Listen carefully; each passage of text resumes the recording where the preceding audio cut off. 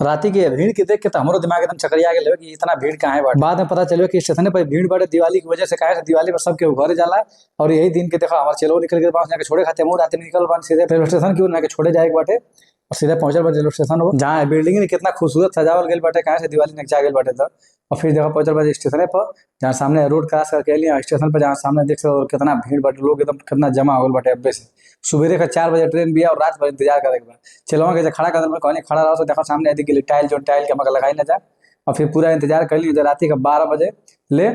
फिर देखो 12 बज गए बाटे 12 बजे की वजह से ट्रेन का टिकट ले कर लगे और सीधा पहुंचा 12 बजे ट्रेन का टिकट ले खाते जहाँ साहब लगे बाल के सुते निकल दो रात भर के सुते निकल दे और ट्रेन का टिकट ले बन जाए और सीधा पहुंचा प्लेटफॉर्म नंबर 8 बजे जहाँ गाड़ी हमन के मिली सुबह का 4 बजे तो सीधे देखो अंदर बन जाए अंदर का नजारा देख सको कितना बढ़िया लगता है। और सीधे 8 नंबर प्लेटफॉर्म पर पहुंचा बन जाए और पहुंचल बन जाए स्केचिंग वाला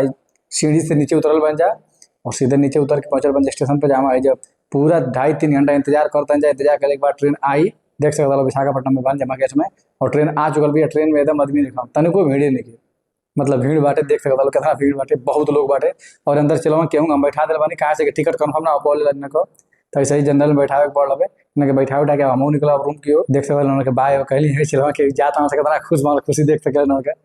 और फिर हम अकेले अब तो अब देखा कौ दिन रही फिर बस हम घर निकले अपनी चिलवन के बाय करके और सीधे देखा सुनसान रास्ता पड़े आ गए बन सीधा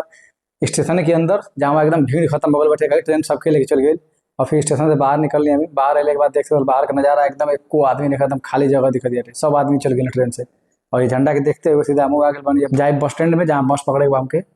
और देखा सामने एक आदमी सब सुतल बाटे बाहर में एकदम चैन के नींद कोनो टेंशन न फिक्र बाटे आराम से लोग सुत गए बाटे और फिर ऑटो पकड़ के सीधा आइल बनी बस स्टैंड की ओर